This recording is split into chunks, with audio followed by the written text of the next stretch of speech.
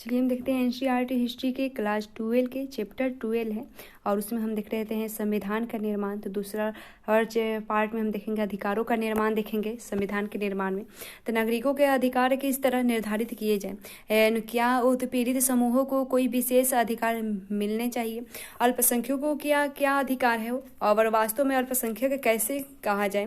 जैसे जैसे संविधान सभा के पटल पर बहस आगे बढ़ी, यह साफ हो गया कि इनमें से किसी भी सवाल का कोई ऐसा उत्तर मौजूद नहीं है जिस पर पूरी सभा सहमत हो। इस सवालों के बावजूद जवाब विचारों में टकराव और व्यक्तिगत मुठभेड़ों में से ही पैदा होते थे। अपने उद्घाटन भाषण में नेहरू ने जनता की इच्छा का हवाला दिया था और कहा था कि संविधान निर्माताओं को जनता के दिलों में समाई आकांक्षाओं और भावनाओं को पूरा करना है। यह आसान काम नहीं था। जैसे जैसे आज़ादी की उम्मीद पैदा हुई, विभिन्न समूह अलग अलग तरह से अपनी इच्छाएं व्यक्त करने लगे। इन सभी अभिव्यक्तियों पर बहस करना जरूरी था। परस्पर विरोधी विचारों के बीच किसी समाधान पर पहुंचना और एक आम सहमति पर पहुंचना जरूरी था।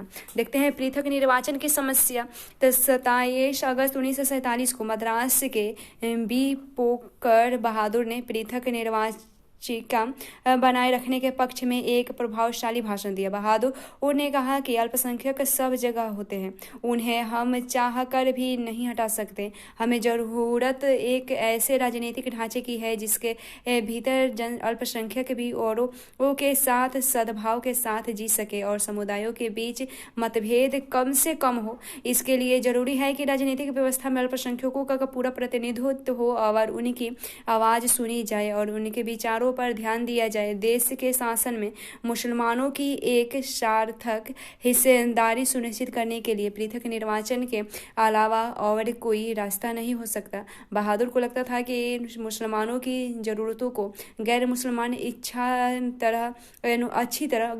अच्छी तरह नहीं समझ सकते और न ही अन्य समुदाय के लोग मुसलमानों को कोई सही प्रतिनिधित्व चुन सकते हैं। पृथक निर्वाचन की हिमायती ने दिए गए इस जवाब में ज़्यादातर राष्ट्रवादी भड़क गए। इसके बाद जो गर्मा गर्म बहस चली उनमें इस मांग के खिलाफ तरह तरह के तर्क दिए गए। ज़्यादातर राष्ट्रवादियों को लग रहा था कि पृथक निर्वाचन की व्यवस्था लोगों को बांटने के लिए अंग्रेजों की चाल थी। R.B. धुलेकर ने बहादुर को संबोधित करते हुए कहा था, अंग्रेजों ने संरक्षण के नाम पर अपना खेल खेला।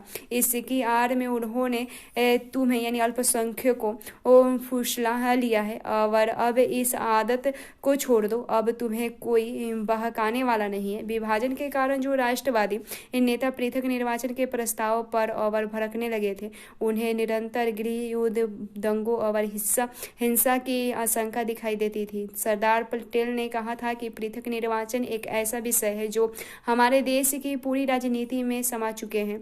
उनकी राय में यह एक ऐसी मांग थी जिनसे एक समुदाय को दूसरे समुदाय से भीना दिया और राष्ट्र के टुकड़े कर दिए, रक्तपात को जन्म दिया और देश के विभाजन का कारण बनी। पटेल ने कहा, क्या तुम इस देश में शांति चाहते हो? क्या अगर चाहते हो तो इसे यानी पृथक निर्वाचन को फौरन छोड़ दो।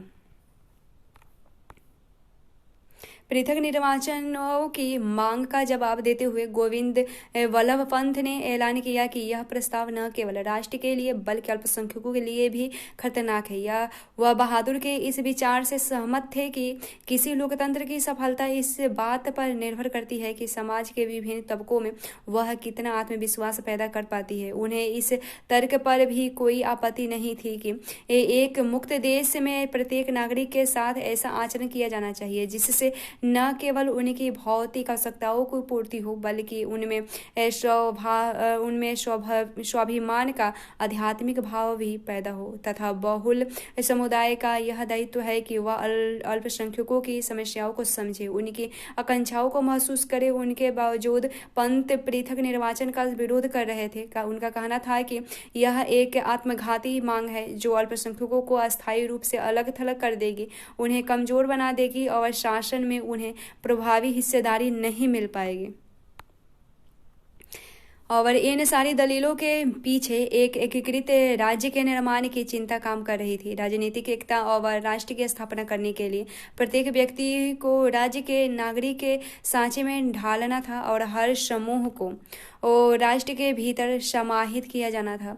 संविधान नागरिकों को अधिकार देगा, परंतु नागरिकों को भी राज्य के प्रति अपनी निष्ठा का वचन लेना होगा। समुदायों को सांस्कृतिक इकाइयों के रूप में मान्यता दी जा सकती थी और उनके सांस्कृतिक अधिकारों का आश्वासन दिया जा सकता था, मगर राजनीतिक रूप में सभी समुदायों के सदस्यों को राज्य के सामान्य सदस्यों के रूप में काम करना था, अन्यथा उनकी निष्ठाएं विभाजित होती। पंथ ने कहा, हमारे भीतर यह आत्मघाती और अपमानजनक आदत बनी हुई है कि हम कभी नागरिक के रूप में नहीं सोचते, बल्कि समुदाय के रूप में ही सोच पाते हैं। हमें याद रखना चाहिए कि महत्व केवल नागरिक का होता है। सामाजिक पिरामिड का आधार भी और उसकी चोटी भी नागरिक ही होता है। जब सामुदायिक अधिकारों का महत्व रेखांकित किया जा रहा था, उस समय भी बहुत सारे राष्ट्रवादियों में यह भय सिर उठाने लगा था कि उससे निष्ठाएं खंडित होगी और एक शक्तिशाली राष्ट्र और शक्तिशाली राज्य की स्थापना नहीं हो पाएगी। सारे मुसलमान भी पृथक निर्वाचन की मांग के समर्थन में नहीं थे और उदाहरण के लिए बेगम एजाज रसूल को लगता था कि पृथक निर्वाचन आत्मघाती साबित होगी, क्योंकि इससे अल्पसंख्यक बहुसंख्यकों से कट जाएंगे। 1949 तक संविधान सभा के ज्यादातर सदस्य इस बात पर सहमत हो गए थे कि पृथक निर्वाचन का प्रस्ताव अल्पसंख्यकों के हितों के खिलाफ जाता है और इसकी वजह मुसलमानों को लोकतांत्रिक प्रक्रिया में सक्रिय भूमिका निभानी चाहिए ताकि राजनीतिक व्यवस्था में उनको एक निर्णायक आवाज मिल सकेगी। स्रोत देखे तो अंग्रेज तो चले गए, मगर जाते जाते शरारत का बीज बो गए। तो देखते हैं, सरदार वल्लभ भाई पटेल ने कहा था, यह दोहराने का कोई मतलब नहीं है कि हम पृथक निर्वाचन की मांग इसलिए कर रहे हैं क्योंकि हमारे लिए यही अच्छा है। इस बात पर हम बहुत समय से सुन रहे हैं, हर सालों से यह सुन रहे हैं कि इसी आंदोलन के कारण अब हम एक विभाजित राष्ट्र हैं। और क्या आप मुझे एक भी स्वतंत्र देश दिखा सकते हैं जहाँ पृथक निर्वाचन हो? अगर आप मुझे दिखा देते तो मैं आपकी बात मान लूँगा, लेकिन अगर इस आगे देश के विभाजन के बाद भी पृथक निर्वाचन की व्यवस्था बनाए रखी गई तो यहाँ जीने का कोई मतलब नहीं होगा। इसलिए मैं कहता हूँ कि यह सिर्फ ऐसे भले ही बात नहीं है, बल्कि हमारा भला भी इसी से है कि हम अतीत को भूल जाएं। एक दिन हम एकजुट हो सकते हैं। अंग्रेज तो चले गए, मगर जाते जाते शरारत का बीज बो गए और हम इस शरारत को और बढ़ाना नहीं चाहते। और जब अंग्रेजों ने यह विचार पेश किया था तो उन्होंने यह उम्मीद नहीं की थी कि उन्हें इतनी जल्दी भागना पड़ेगा। उन्होंने तो अपने शासन की सुविधा के लिए यह किया था। खैर, कोई बात नहीं, मगर अब वे अपनी विरासत पीछे छोड़ गए। अब हम इससे बाहर निकलेंगे या नहीं? फिर मेरा मानना है कि पृथक निर्वाचन अल्पसंख्यकों के लिए आत्मघाती साबित हुए। 27 अगस्त 1947 को संविधान सभा की बहस में गोविंद वल्लभ पंत ने कहा था, यह मेरा मानना है कि पृथक निर्वाचन अल्पसंख्यकों के लिए आत्मघाती साबित होगा और उन्हें बहुत भारी नुकसान पहुंचाएगी। और अगर उन्हें हमेशा के लिए अलग थलग कर दिया गया तो वे कभी भी खुद को बहुसंख्यक में रूपांतरित नहीं कर पाएंगे। निराशा का भाव शुरू से उन्हें अपंग बना देगा। आप क्या चाहते हैं कि हमारा अंतिम उद्देश्य क्या है? और क्या अल्पसंख्यक हमेशा अल्पसंख्यकों के रूप में ही रहना चाहते थे, या वे भी एक दिन एक महान राष्ट्र का अभिन्न अंग बनने और उनकी नियति के निर्धारित और नियंत्रित करने का सपना देखते हैं? मेरा विचार है कि अगर उन्हें शेष समुदाय में अलग रखा जाता है और ऐसे हवा बंद कमरे में बंद कर रखा जाता है जहां उन्हें हवा के लिए भी औरों पर निर्भर रहना पड़ेगा, तो यह उनके लिए भयानक रूप से खतरनाक होगा। अगर अल्पसंख्यक पृथक निर्वाचन से जीत कर आते रहे तो कभी प्रभावी योगदान नहीं दे पाएंगे। ये संविधान सभा की बहस हुई थी। फिर एक और स्रोत है, खंडित निष्ठा के लिए कोई जगह नहीं। तो गोविंद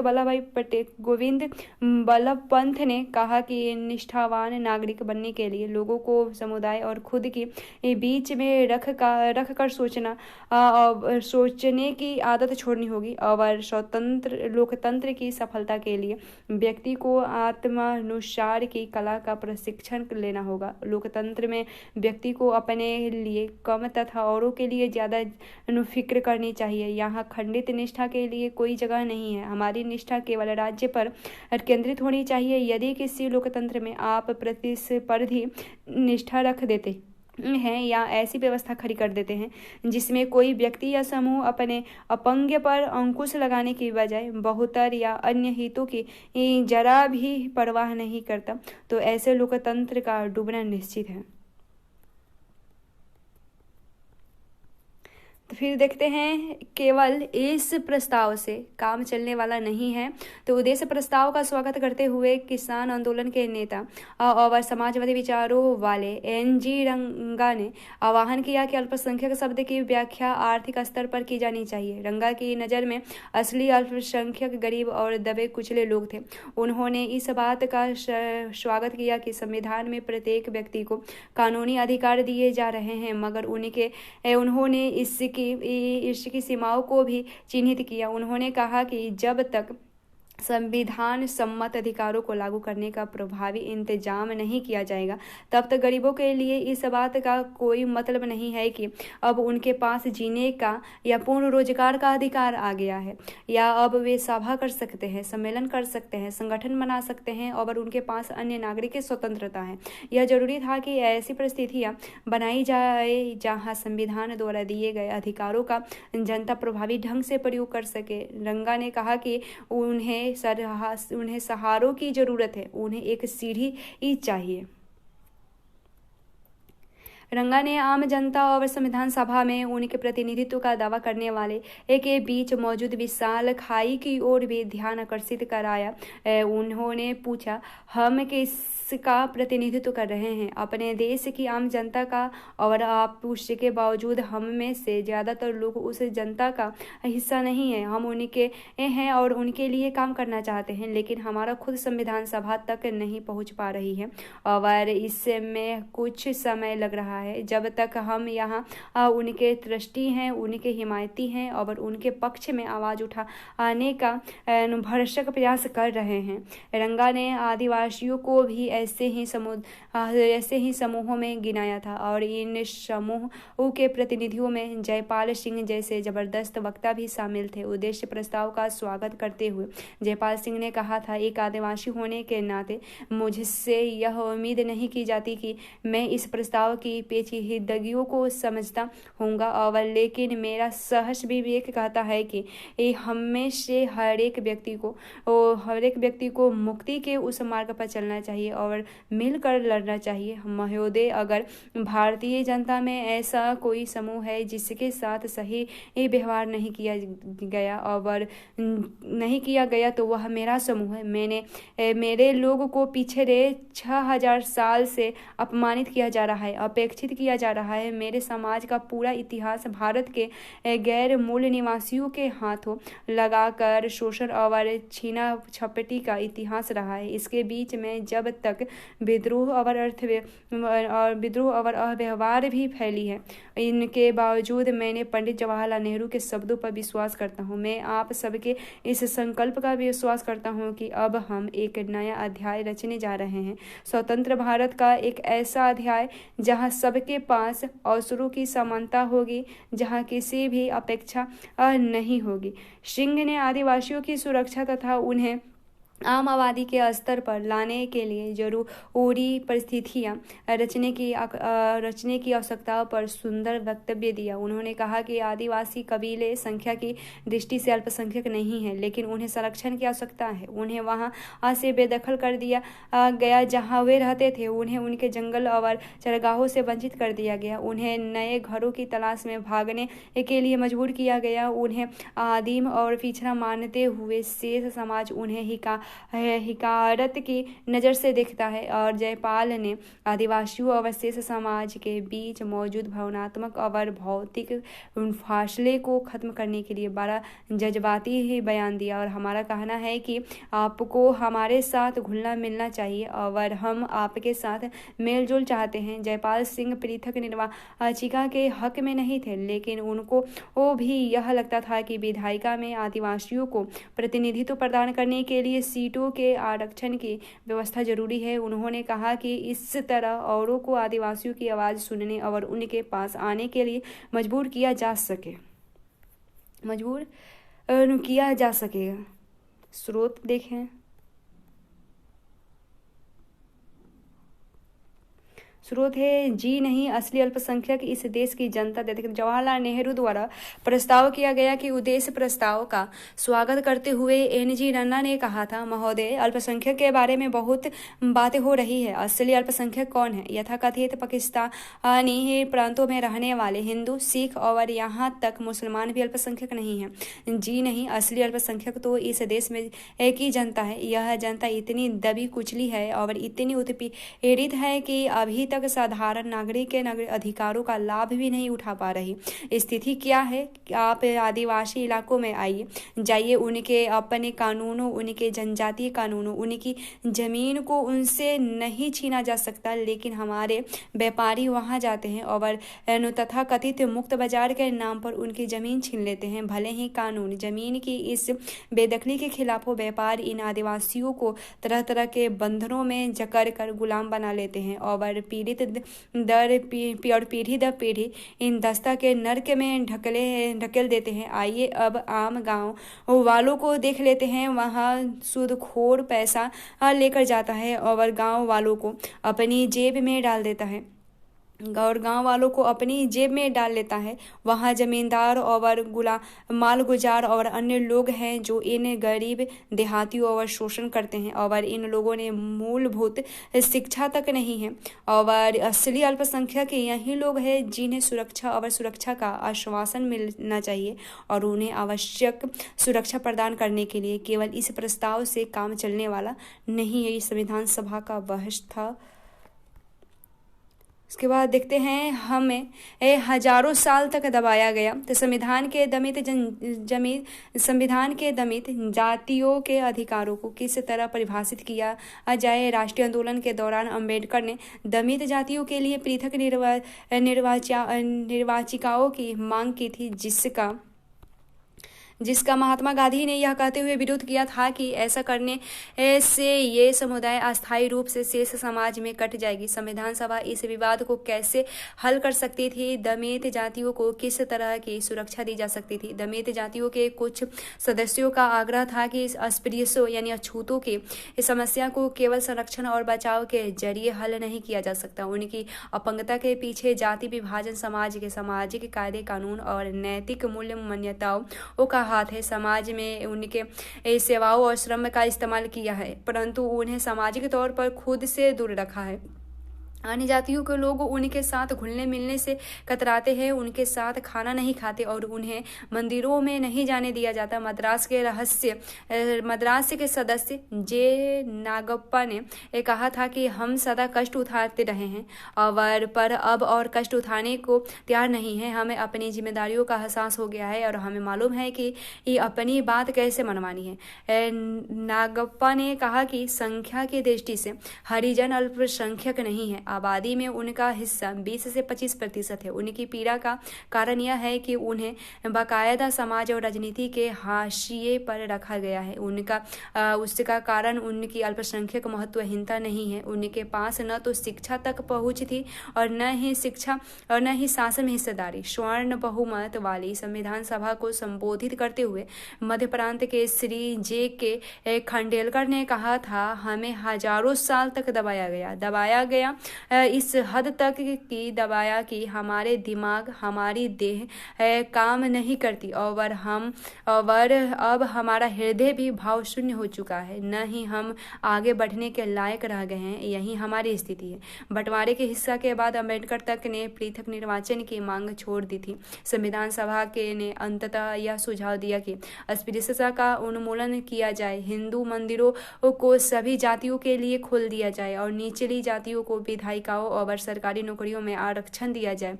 बहुत सारे लोगों का मानना था कि इससे भी सारी समस्याएं हल नहीं हो पाएगी। सामाजिक भेदभाव को केवल संवैधानिक कानून पारित करके खत्म नहीं किया जा सकता। समाज की सोच में बदलाव लाना होगा। परंतु लोकतांत्रिक जनता ने इन प्रावधानों का स्वागत किया। स्रोत देखें तो स्रोत है, हम अपनी सामाजिक अक्षमताओं को हटाना चाहते हैं। तो मद्रास की दयाक्षिणी वेलायुधान की दलील थी, हमें सब तरह की सुरक्षाएं नहीं चाहिए और इस देश के कमजोरों को नैतिक सुरक्षा का अवधारण चाहिए। मैं यह नहीं मांग सकती कि 7 करोड़ हरिजनों और अल्पसंख्यक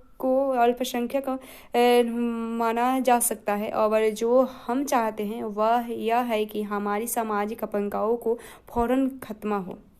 फिर एक है, हमने विशेष अधिकारों का कभी नहीं मांगे।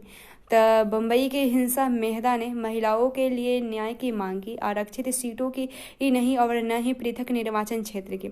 हमने विशेष अधिकार कभी नहीं मांगे। हमने सामाजिक न्याय, आर्थिक न्याय और राजनीतिक न्याय की मांग की है। हमने उस बराबरी की मांग की है जिसके बिना परस्पर आदर और समझ नहीं बन सके, जिसके बिना पुरुष और महिला के बीच वास्तविक सहयोग संभव नहीं है। तो चलिए देखते हैं राज्य की शक्तियाँ। तो संविधान सभा ने इस बात पर काफ़ी बहस हुई कि केंद्र सरकार और राज्य सरकार के क्या अधिकार होने चाहिए। जो लोग शक्तिशाली केंद्र के पक्ष में थे उनके जवाहरलाल नेहरू भी थे और संविधान सभा के अध्यक्ष के नाम पर लिखे गए पत्र में उन्होंने कहा था, अब जबकि विभाजन एक हकीकत बन चुका है, इस दुर्लभ केंद्रीय सरकार की व्यवस्था देश के लिए हानिकारक होगी, क्योंकि ऐसा केंद्र शांति स्थापना करने में, आम सरोकारों के बीच समन्वय स्थापित करने में और अंतर्राष्ट्रीय स्तर पर पूरे देश के लिए आवाज उठाने में सक्षम नहीं होगा।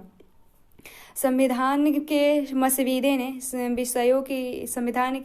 ने विषयों की 3 सूचियां बनाई गई थी और केंद्र सूची, राज्य सूची और समवर्ती सूची। पहली सूची के विषय केवल केंद्र सरकार के अधीन होने थे, जबकि दूसरी सूची के विषय केवल राज्य सरकारों के अंतर्गत आते। तीसरी सूची के विषय केंद्र और राज्य दोनों की साझा जिम्मेदारी थी, परंतु अन्य संघों की तुलना में बहुत ज्यादा विषयों को केवल केंद्रित नियंत्रण में रखा गया था। समवर्ती सूची में भी प्रांतों की इच्छाओं की अपेक्षा करते हुए बहुत ज्यादा विषय रखे गए। खनिज पदार्थों तथा प्रमुख उद्योगों पर भी केंद्र सरकार की ही नियंत्रण दिया गया और अनुच्छेद 356 में गवर्नर की सिफारिश पर केंद्र सरकार को राज्य सरकार के सारे अधिकार अपने हाथ में लेने का अधिकार दे दिया। संविधान के राजकोषीय संघवाद की भी एक जटिल व्यवस्था बनाई गई। कुछ करों जैसे सीमा शुल्क और कंपनी कर से होने वाली ये सारी आय केंद्र सरकार के पास गई। कुछ अन्य मामले में जैसे आयकर और आबकारी शुल्क में होने वाली इन आय राज्य और केंद्र सरकारों के बीच बांट दी गई तथा अन्य मामलों से होने वाली आय जैसे राज्य और स्तरीय शुल्क पूरी तरह राज्यों को सौंप दी गई। राज्य सरकारों को अपने स्तर पर भी कुछ अधिभार और कर वसूलने का अधिकार दिया गया। उदाहरण के तौर पर वे जमीन और संपत्ति कर, बिक्री कर तथा बोतलबंद शराब पर अलग से कर वसूल कर सकते थे। केंद्र बिखर जाएगा। इस टॉपिक देखते हैं तो राज्यों के अधिकारों की सबसे शक्तिशाली हिमायती मद्रास के सदस्य के संतनम ने पेश की। उन्होंने कहा कि न केवल राज्यों को बल्कि केंद्र को मजबूत बनाने के लिए भी शक्तियों का पुनर्वितरण जरूरी है। यह दलील एक जिद सी बन गई है कि तमाम शक्तियां केंद्र को सौंप देने से वह मजबूत हो जाएगी। संतनम ने कहा कि यह गलतफहमी है। अगर केंद्र के पास जरूरत से ज्यादा जिम्मेदारियां होगी तो वह प्रभावी ढंग से काम नहीं कर पाएगी। उसके कुछ दायित्वों में कमी करने से और उन्हें राज्यों को सौंप देने से केंद्र ज़्यादा मजबूत हो सकता है। जहाँ तक राज्यों का सवाल है, संतनम का मानना है कि शक्तियों का मौजूदा वितरण उनको पंगु बना देगा। राजकोषीय प्रावधान प्रांतों को खोखला कर देगा, क्योंकि भू राजस्व के अलावा ज़्यादातर कर केंद्र सरकार के अधिकार में दे दिए गए। यदि पैसा ही नहीं होगा तो राज्यों के विकास में परियोजनाओं कैसे चलेगी। मैं ऐसे संविधान नहीं चाहता जिसमें इकाई को आकर केंद्र से यह कहना पड़े कि मैं अपने लोगों की शिक्षा का व्यवस्था नहीं कर सकता, मैं उन्हें साफ सफाई नहीं दे सकता। मुझे सड़कों में सुधार, उद्योग की स्थापना के लिए खैरात दे दीजिए। बेहतर होगा कि हम संघीय व्यवस्था को पूरी तरह खत्म कर दे और एकल व्यवस्था यानी यूनिटरी सिस्टम स्थापित करें। संतनम ने कहा कि अगर पर्याप्त जांच पड़ताल किए बिना शक्तियों का प्रस्तावित वितरण लागू किया गया तो हमारा भविष्य अंधकार में पड़ जाएगा। उन्होंने कहा कि कुछ ही इस सालों में सारे प्रांत केंद्र के विरुद्ध उठ खड़े होंगे। प्रांतों के बहुत सारे दूसरे सदस्य भी इसी तरह की आकांक्षाओं से परेशान थे। उन्होंने इस बात के लिए जमकर जोर लगाया कि समवर्ती सूची और केंद्र सूची में कम से कम विषयों को रखा जाए। ओडिशा के एक सदस्य ने यहाँ तक चेतावनी दे डाली कि संविधान में शक्तियों के बेहिसाब केंद्रीकरण के कारण केंद्र बिखर जाएगा।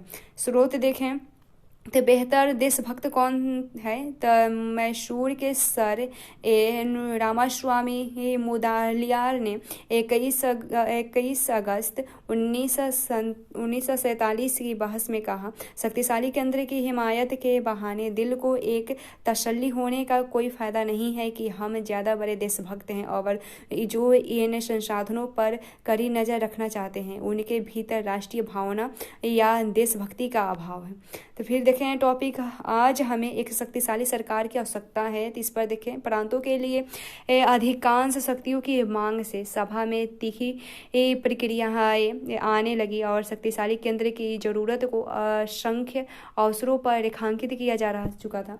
अम्बेडकर ने घोषणा की थी कि वह एक शक्तिशाली और एकीकृत केंद्र चाहते हैं और 1935 के गवर्नमेंट एक्ट में हमने जो केंद्र बनाया था उससे भी ज़्यादा शक्तिशाली केंद्र सड़कों पर हो रहे जिस तरह हिंसा के कारण देश टुकड़े टुकड़े हो रहा था उसका हवाला देते हुए बहुत सारे सदस्यों ने बार बार यह कहा कि केंद्र की शक्ति में भारी इजाफा होना चाहिए ताकि वह सांप्रदायिक हिंसा को रोक सके। प्रांतों के लिए अधिक शक्तियों की मांग का जवाब देते हुए गोपाल स्वामी अय्यर ने जोर देकर कहा कि केंद्र सरकार से ज़्यादा मजबूत होना चाहिए।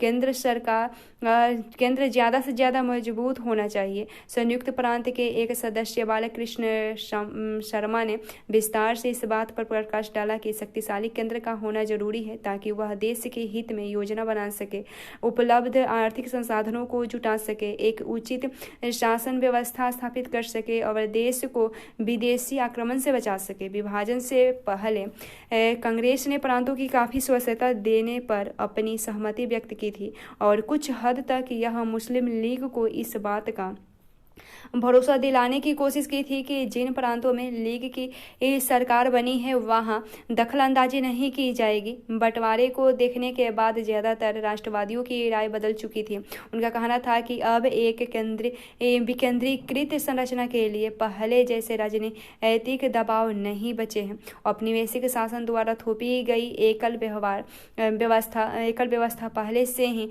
मौजूद थी। उस जमाने में हुई घटनाओं के केंद्रीयतावाद को बढ़ावा मिला जिससे अब अफरा तफरी पर अंकुश लगाने तथा देश के आर्थिक विकास की योजना बनाने के लिए और भी जरूरी माने जाने लगा। और इस प्रकार संविधान में भारतीय संघ के घटक राज्यों के अधिकारों की तुलना में केंद्र के अधिकारों की ओर स्पष्ट झुकाव दिखाई देता है। तो चलिए देखते हैं फिर राष्ट्र की परिभाषा देखें तो जब एक देश के विभिन्न भागों में लोग अलग अलग भाषाएं बोलते हैं और उनकी संस्कृति विरासत अलग हो तो एक राष्ट्र का निर्माण कैसे किया जा सकता है। कैसे लोग एक दूसरे की बात सुन सकते हैं या एक दूसरे से जुड़ सकते हैं जबकि वे एक दूसरे की भाषा भी नहीं समझते। संविधान सभा में भाषा के मुद्दे पर कई महीनों तक बहस हुई और कई बार काफ़ी तनातनी पैदा हो गई। 30 के दशक तक कांग्रेस ने यह मान लिया था कि हिंदुस्तानी को राष्ट्रीय भाषा का दर्जा दिया जाए और महात्मा गांधी का मानना भी था कि हर एक को एक ऐसी भाषा बोलनी चाहिए जिसे लोग आसानी से समझ सकें। हिंदी और उर्दू के मेल में बनी हिंदुस्तानी भारतीय जनता के बहुत बड़े हिस्से की भाषा थी और यह विविध संस्कृतियों के आदान प्रदान से समृद्ध हुई एक साझी भाषा थी। जैसे जैसे समय बीता बहुत तरह के स्रोतों से नए नए शब्द और अर्थ इसमें समाते गए और उनके विभिन्न क्षेत्रों के बहुत सारे लोग समझने लगे। महात्मा गांधी को लगता था कि यह बहुसांस्कृतिक भाषा विविध समुदायों के बीच संचार की आदर्श भाषा हो सकती है। वह हिंदुओं और मुसलमानों को, उत्तर और दक्षिण के लोगों को एकजुट कर सकती है। लेकिन 19वीं सदी के आखिर से एक भाषा के रूप में हिंदुस्तानी धीरे धीरे बदल रही थी। जैसे जैसे सांप्रदायिक टकराव गहरे होते जा रहे थे, हिंदी और उर्दू एक दूसरे से दूर जा रही थी। एक तरफ तो फारसी और अरबी मूल के सारे शब्द को हटाकर हिंदी को संस्कृति निष्ठ बनाने की कोशिश की जा रही थी। दूसरी तरफ उर्दू लगातार फारसी के नजदीक होती जा रही थी। नतीजा यह हुआ कि भाषा भी धार्मिक पहचान की राजनीति का हिस्सा बन गई। लेकिन हिंदुस्तानी के साझा चरित्र में महात्मा गांधी की ये आस्था कम नहीं थी। एक स्रोत है तो राष्ट्रीय भाषा की क्या विशेषता होनी चाहिए। अपनी मृत्यु के कुछ माह पहले महात्मा गांधी ने भाषा के प्रश्न पर अपने विचार दोहराते हुए कहा था, यह हिंदुस्तानी न तो संस्कृत निष्ठ हिंदू होनी चाहिए और न ही फारसी निष्ठ उर्दू। यह दोनों का सुंदर मिश्रण होना चाहिए। उससे विभिन्न क्षेत्रीय भाषाओं के शब्द खुलकर उधार लेना चाहिए। विदेशी भाषाओं के ऐसे शब्द लेने में कोई हर्ज नहीं है जो हमारी राष्ट्रीय भाषा में अच्छी तरह और आसानी से घुल मिल सकते हैं। इस प्रकार हमारी राष्ट्रीय भाषा एक समृद्ध और शक्तिशाली भाषा होनी चाहिए जो मानवीय विचारों और भावनाओं के पूरे समुच्चय को अभिव्यक्ति दे सके और खुद को हिंदी या उर्दू से बांध लेना देशभक्ति की भावना तथा सजधारी के विरुद्ध एक अपराध होगा। तो देखते हैं हिंदी की हिमायत देखते हैं। तो संविधान सभा के एक शुरुआती सत्र में संयुक्त प्रांत के कांग्रेस सदस्य आर.बी. धुलेकर ने कहा, इस बात के लिए पुरजोर शब्द में आवाज उठाई थी कि हिंदी को संविधान निर्माण की भाषा के रूप में इस्तेमाल किया जाए। जब किसी ने कहा कि सभा के सभी सदस्य हिंदी नहीं समझते तो धुलेकर ने पलटकर कहा कि इस सदन में जो लोग भारत का संविधान रचने बैठे हैं और हिंदुस्तानी नहीं जानते तो वे इस सभा का सदस्यता के पात्र नहीं हैं। उन्हें चले जाना चाहिए। और जब इन टिप्पणियों के कारण सभा में हंगामा खड़ा हुआ तो धुलेकर हिंदी में अपना भाषण देते रहे। जवाहरलाल नेहरू ने हस्तक्षेप के चलते आखिरकार सदन में शांति बहाल हुई लेकिन भाषा का सवाल अगले 3 साल तक बार बार कार्रवाइयों में बाधा डालता रहा और सदस्यों को उत्तेजित करता रहा। तकरीबन 3 साल बाद 12 सितंबर 1947 को राष्ट्र की भाषा के सवाल पर धुलेकर के भाषण ने एक बार फिर तूफान खड़ा कर दिया। और तब एक संविधान सभा की भाषा समिति अपनी रिपोर्ट पेश कर चुकी थी। समिति ने राष्ट्रीय भाषा के सवाल पर हिंदी के समर्थकों और विरोधियों के बीच पैदा हो गए गतिरोध को तोड़ने के लिए एक फार्मूला विकसित कर लिया था और समिति ने सुझाव दिया कि देवनागरी लिपि में लिखी हिंदी भारत की राजकीय भाषा होगी। परंतु इस फार्मूले को समिति ने घोषित नहीं किया था। समिति का मानना था कि हिंदी को राष्ट्र भाषा बनाने के लिए हमें धीरे धीरे आगे बढ़ना चाहिए। पहले 15 साल तक सरकारी कामों में अंग्रेजी का इस्तेमाल जारी रहेगा और प्रत्येक प्रांत को अपने कामों के लिए कोई एक क्षेत्रीय भाषा चुनने का अधिकार होगा। संविधान सभा की भाषा समिति ने हिंदी की राष्ट्रभाषा की बजाय राजभाषा कहकर विभिन्न पक्षों की भावनाओं को शांत करने और सर्वस्वीकृति समाधान पेश करने का प्रयास किया था। धुलेकर बीच बचाव की ऐसी मुद्रा से राजी होने वाले नहीं थे। वे चाहते थे कि हिंदी को राजभाषा नहीं बल्कि राष्ट्रभाषा घोषित किया जाए। उन्होंने ऐसे लोगों को आलोचना की जिन्हें लगता था कि हिंदी को उन पर थोपा जा रहा है और धुलेकर ने ऐसे लोगों का मजाक उड़ाया जो महात्मा गांधी का नाम लेकर हिंदी की बजाय हिंदुस्तानी को राष्ट्रीय भाषा बनाना चाहते हैं। महोदय, इस बात पर मेरे से ज़्यादा हर्ष किसी और को नहीं होगा कि हिंदी को देश की राजभाषा घोषित कर दिया गया है। कुछ लोग कहते हैं कि यह हिंदी को एक रियायत दी गई है। मैं कहता हूँ बिल्कुल नहीं, यह एक ऐतिहासिक प्रक्रिया की परिणति है। बहुत सारे सदस्यों को धुलेकर के बात करने के अंदाज से काफ़ी परेशानी हो रही थी। उनके भाषण के दौरान संविधान सभा के अध्यक्ष ने कई बार उन्हें टोककर कहा कि इस तरह बात करके मेरे विचार में आप अपनी बात को आगे नहीं बढ़ा पाएंगे, लेकिन धुलेकर ने अपने ही अंदाज में बात जारी रखी। वर्चस्व का भय देखे तो धुलेकर के बोलने के बाद मद्रास की सदस्य श्रीमती जी दुर्गाबाई ने इस चर्चा पर अपनी चिंता व्यक्त करते हुए कहा, अध्यक्ष महोदय, अभी हाल तक भारत की राष्ट्रीय भाषा का जो सवाल लगभग सहमति तक पहुंच गया था, अचानक बेहद विवादास्पद मुद्दा बन गया है। और चाहे यह सही हुआ हो या गलत, गैर हिंदी भाषी इलाकों के लोगों को यह एहसास कराया जा रहा है कि यह झगड़ा या हिंदी भाषी इलाकों का यह रवैया असल में इस राष्ट्र की साझा संस्कृति पर भारत की एक शक्तिशाली भाषाओं के स्वाभाविक प्रभाव को रोकने की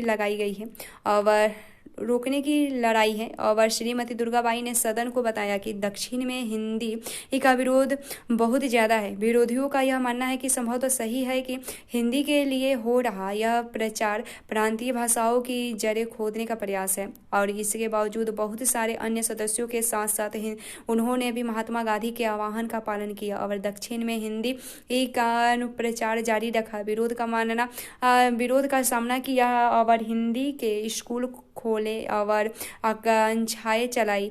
अब इस सब का क्या नतीजा निकलता है? दुर्गाबाई ने पूछा। सदी के शुरुआती सालों में हमने जिस उत्साह से हिंदी को अपनाया था, मैं उसके विरुद्ध यह आक्रामकता देख कर सकते में हूँ कि दुर्गाबाई हिंदुस्तान को जनता की भाषा स्वीकार कर चुकी थी, मगर अब उस भाषा को बदला जा रहा था। उर्दू तथा अन्य क्षेत्रीय भाषाओं के शब्दों को उससे निकाला जा रहा था। उनका मानना था कि हिंदुस्तानी के समावेशी और साझा स्वरूप को कमजोर करने वाले किसी भी एक कदम से विभिन्न भाषाई समूहों के बीच बेचैनी और भय पैदा होना निश्चित है। जैसे जैसे चर्चा तीखी होती गई, बहुत सारे सदस्यों ने परस्पर समायोजन और सम्मान की भावना का आह्वान किया। मुंबई के एक सदन श्री शंकर राव देव ने कहा कि कांग्रेस तथा महात्मा गांधी का अनुयायी होने के नाते वे हिंदुस्तानी को राष्ट्र की भाषा के रूप में स्वीकार कर चुके हैं, परंतु उन्होंने चेतावनी देते हुए कहा, अगर आप यानी हिंदी के लिए दिल से समर्थन चाहते हैं तो आपको ऐसा कोई एक कदम नहीं उठाना चाहिए जिससे मेरे भीतर संदेह पैदा हो और मेरी आकांक्षाओं को बल मिले। मद्रास के श्री T.N. रामलिंगम चेटैया ने इस बात पर जोर दिया कि जो कुछ भी किया जाए